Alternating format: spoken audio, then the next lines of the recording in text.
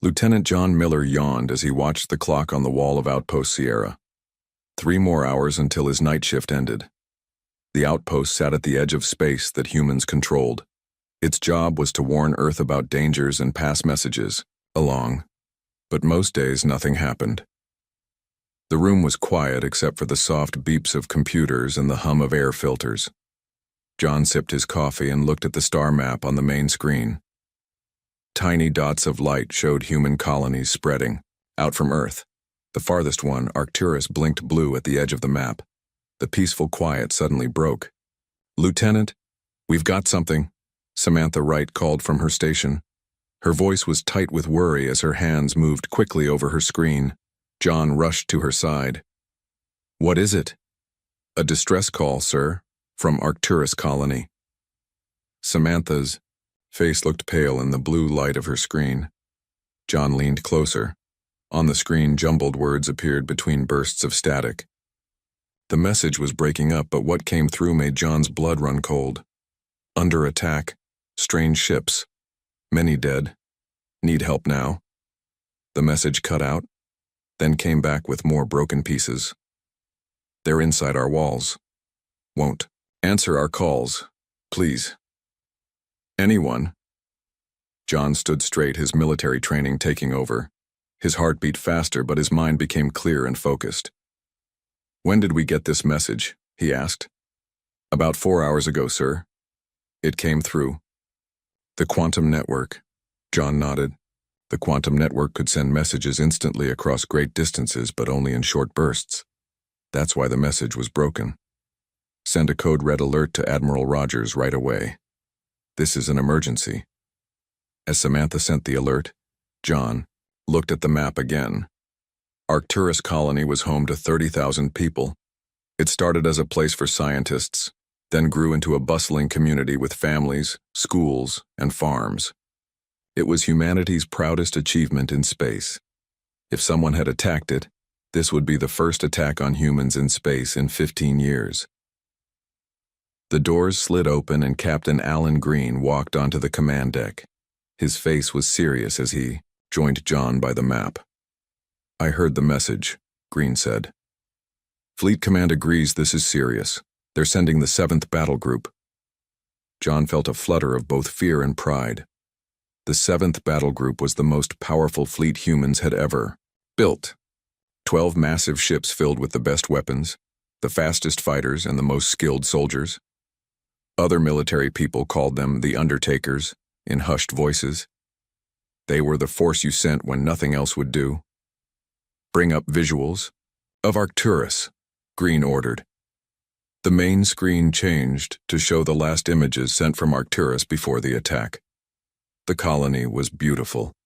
Blue oceans, green fields, and white buildings that gleamed in the light of its sun. 30,000 people lived there, working to build humanity's future among the stars. John thought of his cousin Olivia. She had moved to Arcturus last year to help make the planet more like Earth. Was she safe?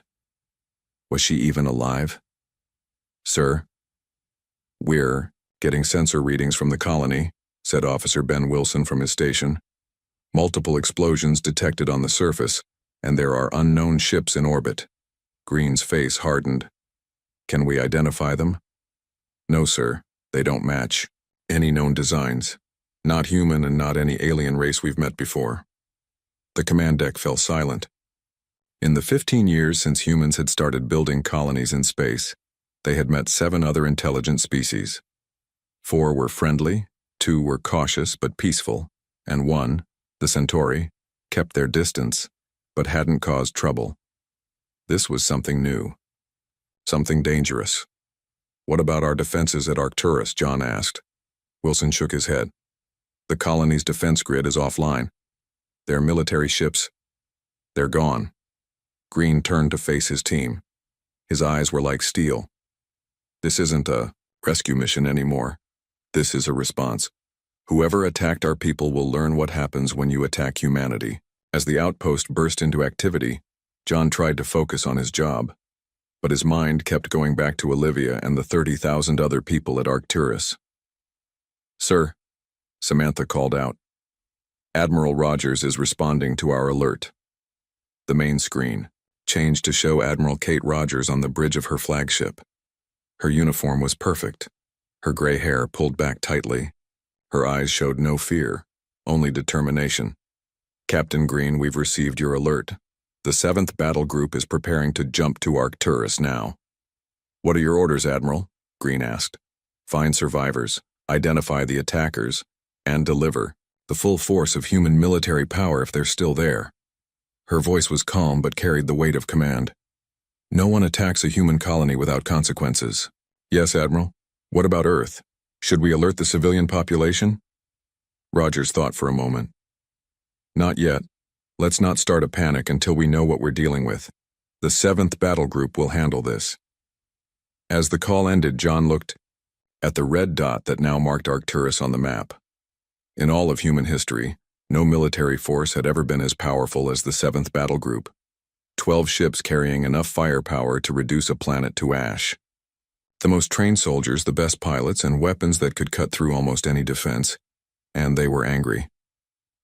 Lieutenant Miller, Captain Green said, you're being reassigned. Admiral Rogers wants you on the Harbinger as a tactical officer. Your knowledge of Arcturus colony will be valuable. John nodded. The Harbinger was Admiral Rogers' flagship, the largest and most powerful ship in the fleet. Yes, sir. When do I leave? Now. There's a transport waiting to take you to Jupiter Station. The fleet jumps in 6 hours. As John gathered his things, he looked one last time at the image of Arcturus on the screen.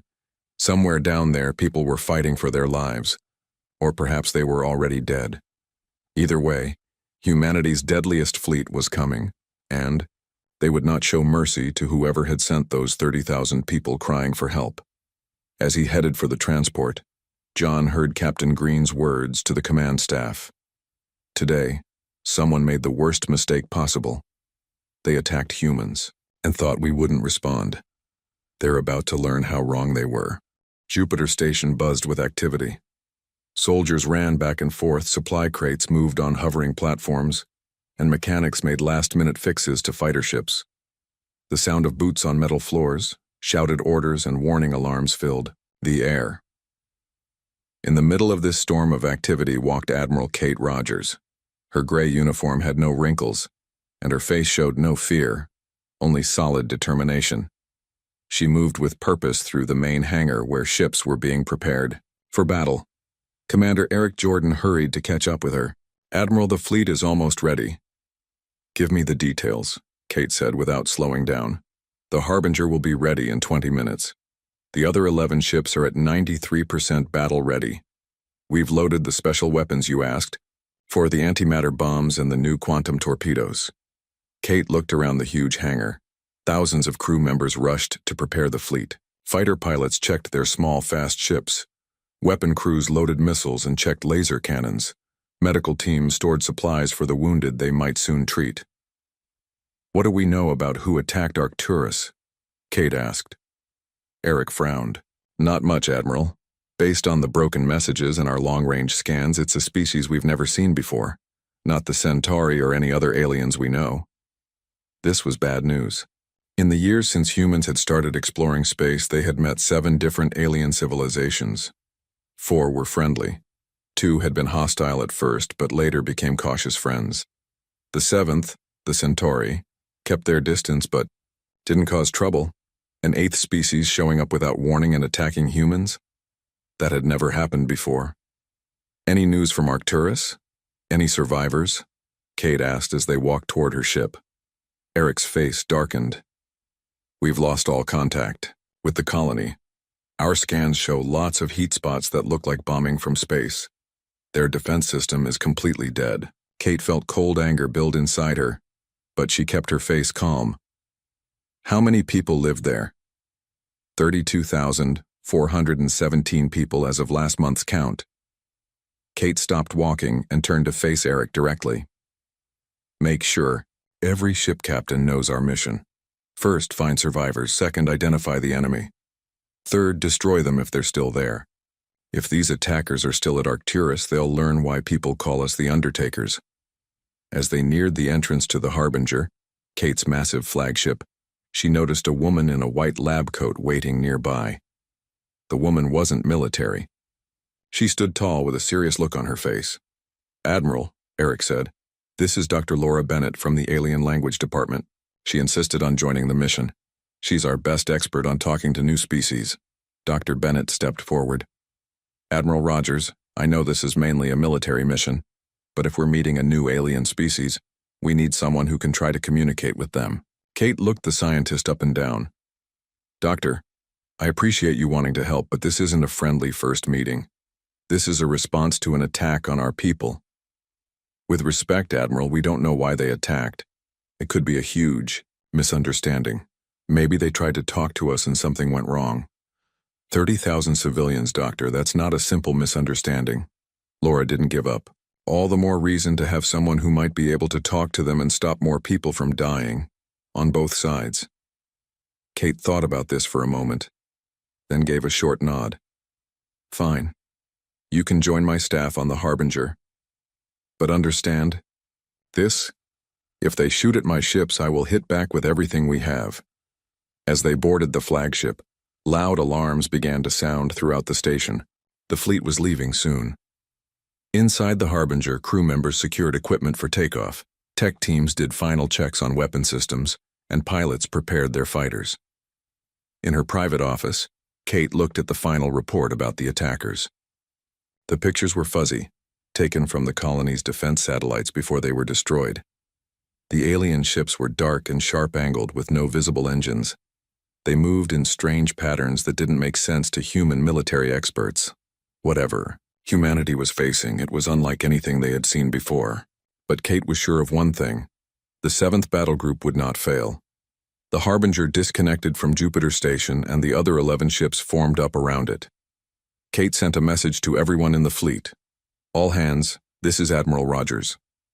We are responding to an attack on Arcturus colony by unknown enemies.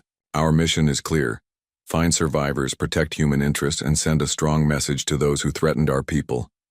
The 7th doesn't start fights, but we finish them. Rogers out." The fleet sped toward the jump point where they would enter the faster-than-light tunnel that would take them to Arcturus in 18 hours. 18 hours to prepare for whatever waited for them. 18 hours for the attackers to learn they had made a terrible mistake. On the bridge of the Harbinger, Kate stood looking at the main screen showing their destination. The stars stretched and then blurred as the ship entered FTL speed. Behind her, crew members worked at their stations. "Weapon status?" Kate asked. "All weapons armed and ready, Admiral," reported Lieutenant Greg Barnes from the tactical station. "Main plasma cannons at full charge, missile tubes loaded, shield generators at maximum capacity." Kate nodded. "And our special package?"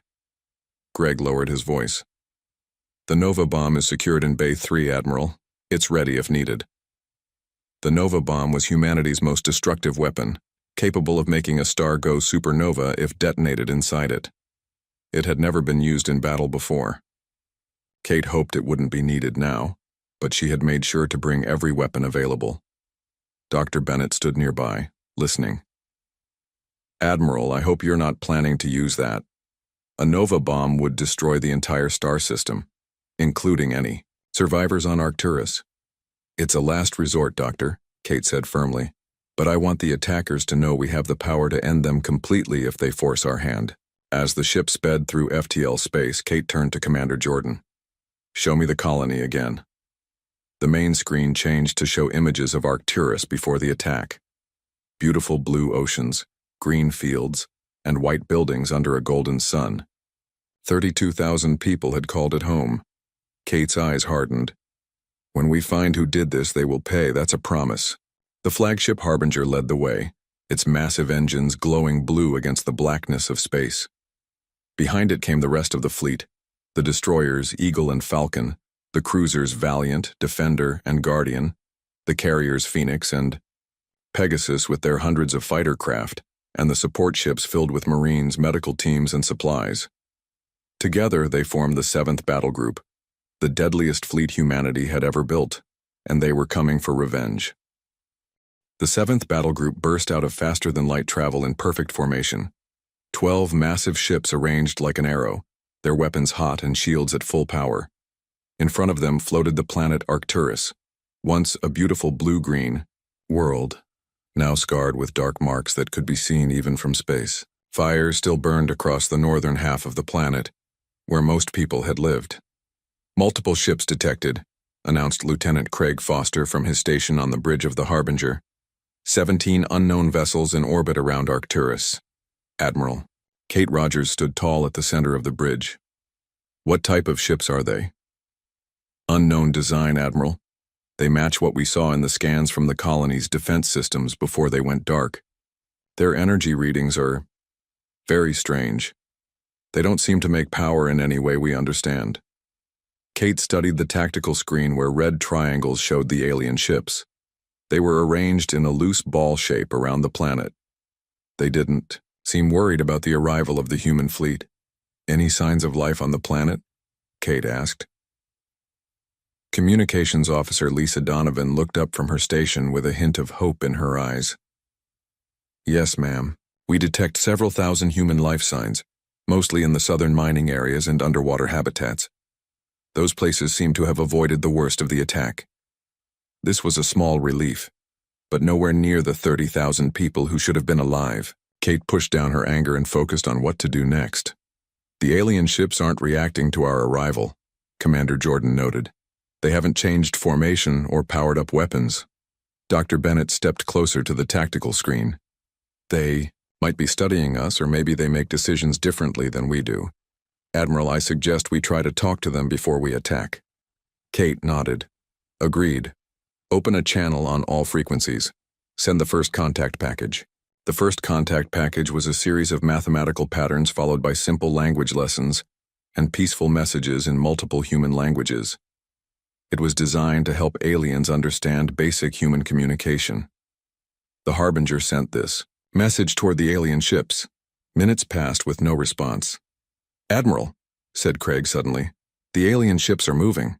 On the tactical screen, the red triangles shifted, forming what looked like an attack pattern. "Shields to maximum. Charge main weapons," Kate ordered. "But don't fire unless I give the command." The bridge crew tensed as the alien ships moved toward them. Just when it seemed they would crash into the human fleet, the vessels stopped suddenly, staying exactly 10,000 kilometers away. "They're scanning us," reported Science Officer Daniel Hayes. "Multiple types of scans. Some we know, others completely new to our technology." "Admiral," Lisa called out, "we're receiving a transmission." "Put it on the main screen," Kate ordered. The large screen at the front of the bridge flickered, then showed an image that made several officers gasp.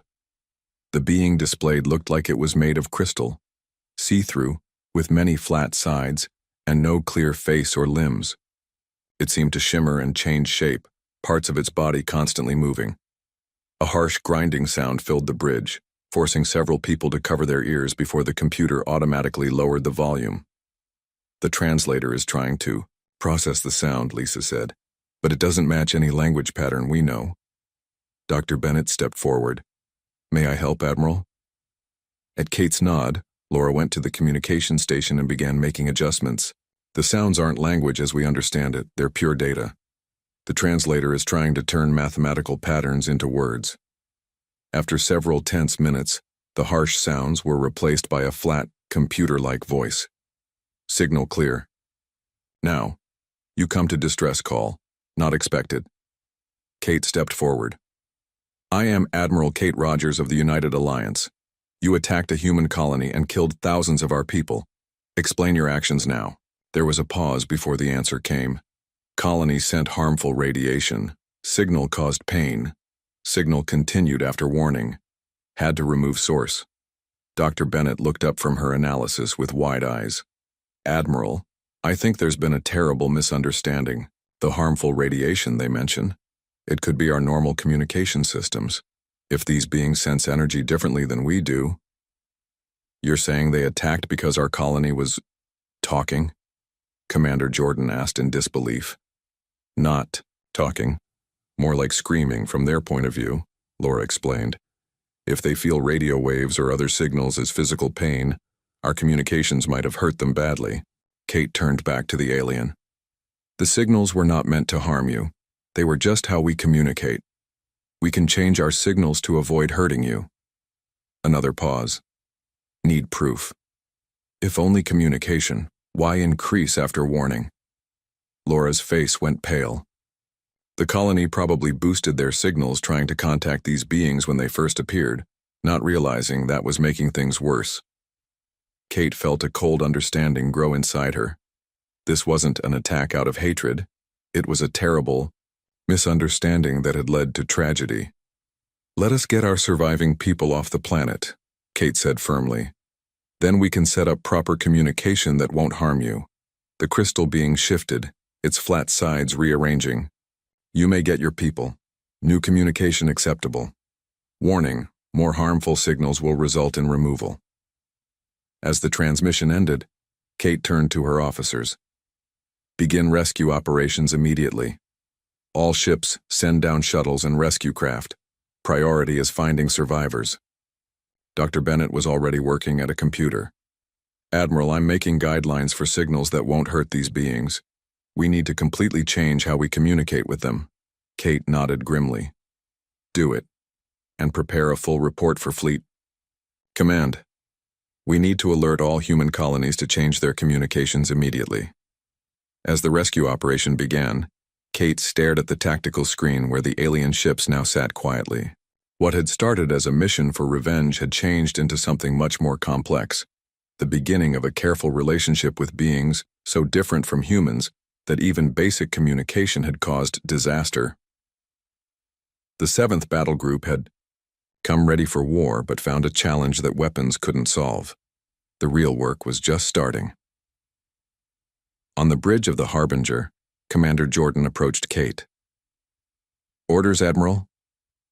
Kate looked at the image of the crystal alien still frozen, on one screen. Deploy all rescue ships, get our people off that planet as fast as possible, and power down our weapons, but keep shields up. I don't fully trust them yet. And if they make any threatening moves? Kate's eyes hardened. Then we show them why we're called the Undertakers. But let's hope it doesn't come to that. We've had enough death today. As rescue ships launched from the human fleet, Kate watched the alien vessels carefully. They made no move to interfere. Perhaps there was hope for understanding after all. But as she watched the burning surface of Arcturus, Kate couldn't help but wonder. How many more misunderstandings might be waiting as humanity pushed further into the stars? And how many of those misunderstandings would end in blood before they ended in peace? The southern part of Arcturus was dark. Thick smoke from fires in the north blocked the sunlight. Lieutenant John Miller stepped off a shuttle onto muddy ground at Mining Outpost Delta. Around him, doctors and security teams moved quickly, following practiced routines. Lieutenant Miller, called a woman running toward him. Her white coat was dirty with mud and blood. I'm Dr. Allison Ward, the medical director here. Thank God you've come. Doctor, how many survivors do you have here? John asked. She pushed hair from her tired face. 412 people. We have another 200 badly hurt in the medical area we set up in the mining building. This outpost was built for only 200 people, so we're packed in like sardines. John checked his wrist computer, looking at the map that showed rescue operations across the southern half of the planet. 3 more shuttles are coming with medical supplies and more doctors. We'll start moving the wounded first. All around the planet, similar scenes played out as the 7th Battle Group used its resources for rescue instead of battle. The fleet that had arrived ready for war was now saving lives instead of taking them. Inside the mining building, people filled every space. Many had burns and broken bones from being caught outside during the attack from space. Some cried in pain while others sat in shock, staring with empty eyes. John moved through the crowds, helping the medical teams decide who to take to the ships first. As he worked, he looked at faces, searching for his cousin Olivia. She had worked at the main colony, but maybe she had escaped south before the attack. A young man with a bandaged arm approached him. You're looking for someone? My cousin, Olivia Miller. She was a terraforming engineer at the main colony. The man's face told John everything before he spoke. I'm sorry, I worked with her. When the attack started, she was leading a team trying to protect the atmosphere machines. They didn't make it out. John kept his face calm, as military officers are trained to do, even though pain filled his heart.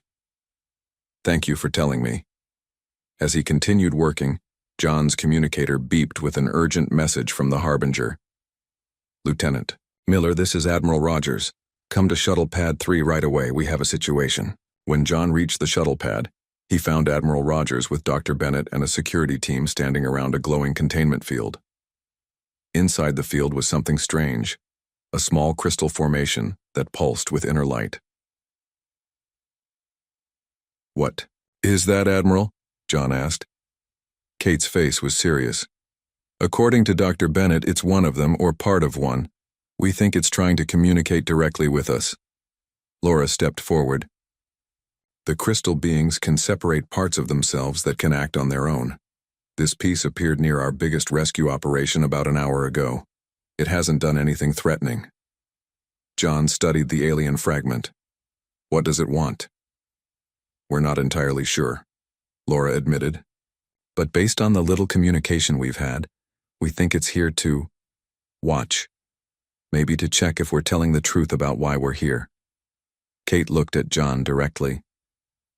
I need you to take Dr. Bennett and this visitor back to the Harbinger. We're setting up a special communication lab where we can interact with it safely for both sides. John understood how important this job was. This small crystal piece might be the key to preventing more misunderstandings and conflicts. As they prepared to move the alien, a sudden shaking hit the ground. Everyone looked around in alarm. Earthquake? John asked.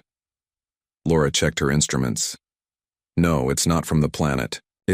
She was cut off by an urgent call from the Harbinger. Admiral, the alien ships are moving. They're forming a geometric pattern around the planet.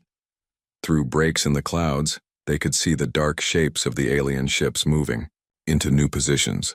They're powering up something, came the report from orbit. Energy readings are extremely high. For a tense moment, Kate feared they had misunderstood the aliens' intentions, that this had all been a trick before a final attack. But Laura's instruments told a different story. Admiral, they're not charging weapons. I think they're trying to fix the damage to the planet. From orbit, the crew of the Harbinger watched in amazement as beams of energy extended from each alien ship, connecting to form a net-like pattern around Arcturus. Where the energy touched the atmosphere, the smoke and pollution began to clear. Fires that had burned for days suddenly went out. They're cleaning the atmosphere, Laura explained, her voice filled with wonder. They're fixing the mess. Over the next several hours, as the evacuation continued, the alien ship stayed in position, their energy web gradually restoring Arcturus's atmosphere to how it was before the attack.